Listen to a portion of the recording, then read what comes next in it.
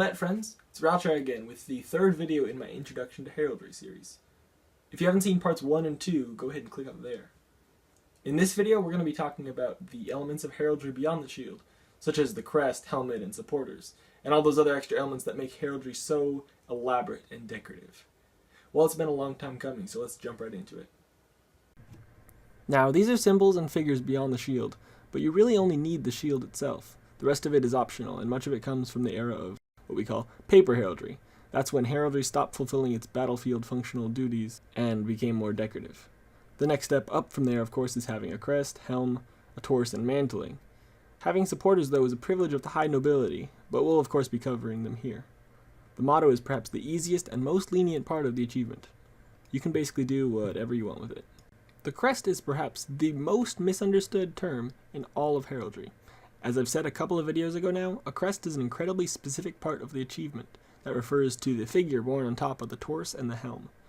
Crests originated as decorative sculptures worn by knights during tournaments, parades, and other events that required them to be ostentatiously armored and to show off their heraldic devices.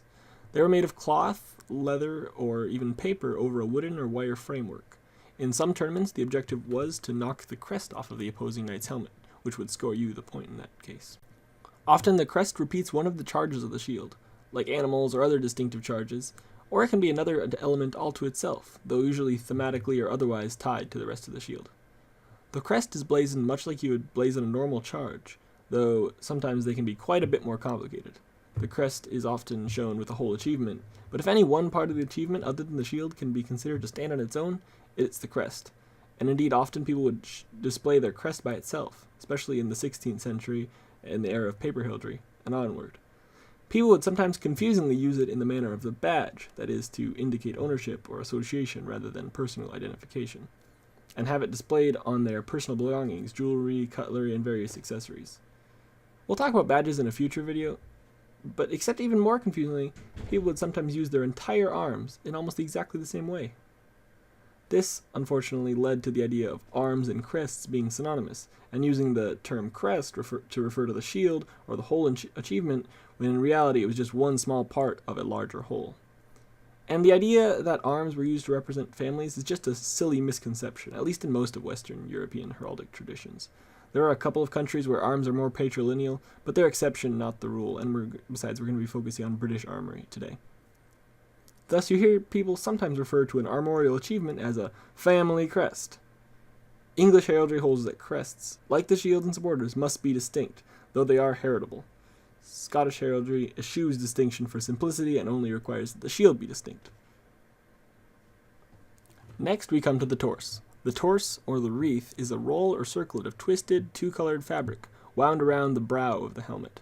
The Taurus serves as a point which joins together the crest, helm, and the mantling. The Taurus is blazoned and presented as part of the crest, so on a Taurus, argent, and vert, an arm embowed in armor, holding a sword, all proper. The most common crest, like the most common charge, is a lion. When it's cut in half in order to better fit on top of a helmet, it's called a demi-lion, or of course it can be a demi-something else. It doesn't have to be demi-deeded in such a way, of course. It's otherwise subject to the various attitudes we discussed in past videos. So we get, on a Taurus, argent, and gules, a demi-lion rampant or, armed and lanked gules, bearing in its dexter paw a crosslet gules. You would generally blazon a Taurus as a wreath or Taurus of the colors, but lacking context, it's not incorrect to specify which colors are meant here. The mantling, or lambrequin, originated as a protective textile curtain, which served to keep the sun and heat off of the helmet, as well as to protect it mildly from some cuts and strikes. It draped down the back and sides of the helmet, hanging down from the Taurus, and over time it became longer, more decorative, and less functional. The idea of it serving a protective role is evidenced by the fact that many of them are shown torn to shreds from the rigors of combat, being cut with swords and axes. This being associated with fighting and manly art of combat as it was, it quickly became stylish to have your lambrequin cut to ribbons, and not long afterwards, this became such an important decorative element that mantling is nowadays very seldom depicted without these incredibly intricate shapes, patterns, dags, and ribbon work cut into the fabric. Mantling is blazoned as its outer tincture doubled, which means lined with the inner tincture. They would be the same colors as the Taurus, so mantled or doubled gules, or mantled vert doubled ermine. The helm is stationed above the shield, and it bears the crest, Taurus, and the mantling on it. The rules on exactly how they are used varies in different armorial traditions. Since we've been sticking to British armory for these videos now, I see no reason to change our focus, but I briefly will mention that there are some continental arms with many helmets and many crests, but these aren't typical either of continental or British heraldry. The helm in British heraldry is an indication of rank and status, and the helmets that have survived in heraldry until the modern day are usually contemporary with the Renaissance of the very late medieval period, rather than being strictly square in the high Middle Ages as some people like to imagine heraldry. For the most part, tournament helmets are preferred to battlefield helmets, which in my preference is a great shame. The Great Helm was just about the only helmet in heraldry for a long time, until the invention of both the Great Bassinet and the Frogmouth, or tilting helm. In Paulus Cal's treatise, there is an instance of a sallet being used as a heraldic helm, but this is definitely the exception. The main helms in use today are the Bard helmet, which developed from tournament versions of great bassinets meant for fighting on foot in tournaments with swords and clubs, the Frogmouth or tilting helmets, and the Great Bassinet. So the way these helmets are used in British heraldry is, as I've mentioned before, an indication of social status and rank in the nobility. The sovereign and their family are given a golden helm with golden bars facing affronte, that is, towards the viewer. Peers of the realm are given a silver version of this helm with golden bars and viewed in profile facing dexter. A knight or baronet is given a steel great bassinet with the visor raised facing affronte. Finally, an esquire, burgher, or gentleman is given a steel great bassinet with a visor lowered, or a tilting helm, or even a great helm, viewed in profile, facing dexter. Supporters are the figures which are found standing to the dexter and the sinister of the shield in some armorial achievements, but not all arms are entitled to supporters.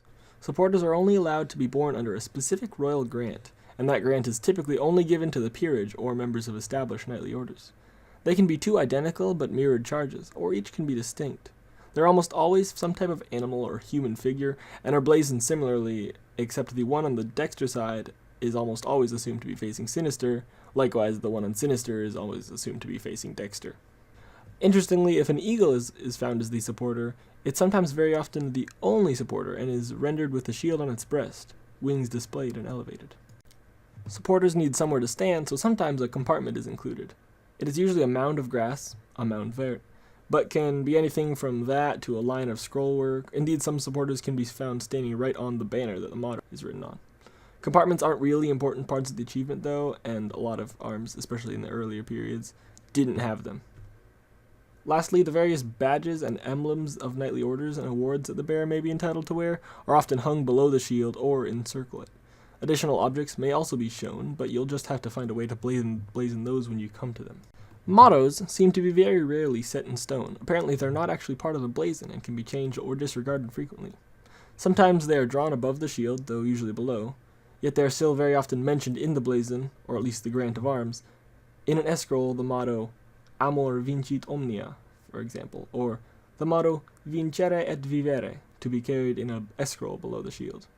And sometimes they're listed in a separate paragraph to the blazon altogether. Mottos can be in any language, and of course Latin is a popular one even today. If you see an armorial achievement ever with the name Stewart or Thompson or any of its family names written on them, you are looking at a complete fake. Somebody somewhere found a set of arms that somebody long ago with that last name owned, or that indeed they just made it up, and they're trying to sell you a piece of fake history which modern bearers of that surname are in no way entitled to bear. Let's finish off by blazoning a few full achievements, just for fun. Let's start with a few that have supporters on them. Azure, a Greek cross or, alternating fleurs-de-lis and 2 keys saltire-wise, argent in each quarter. Upon a helm, mantled or, doubled argent, and for a wreath of these colors is set for a crest, a ducal crown.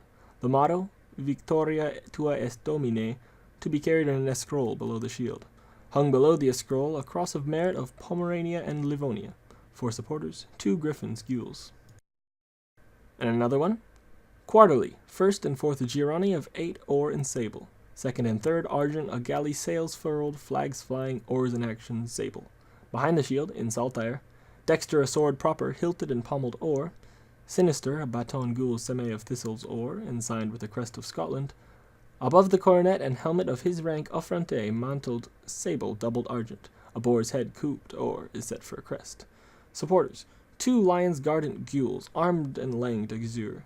Compartment, on a mound vert seme of thistles proper, slipped and leaved vert. Motto, ne obliviscaris. Alright, and here's another one. Per chevron vert and argent, between in dexter chief an eagle displayed argent, armed and laying sanguine, and in sinister chief a bear's head affronte erased argent, laying sanguine, and in base a castle with 3 turrets sable, gated sanguine, and debruised by 2 swords saltire proper. 7 fleurs de lis argent on a chevron sable. Atop the shield a helm affronte mantled vert and doubled argent, and from a wreath of these colours a purple cross or is set for a crest. The motto, non omnes qui errant periunt, to be carried in an S scroll below the shield. Just a couple more now, here's one for fun. Per fess azure and argent, in chief a label of 3 points of the second, and in base a wolf passant proper.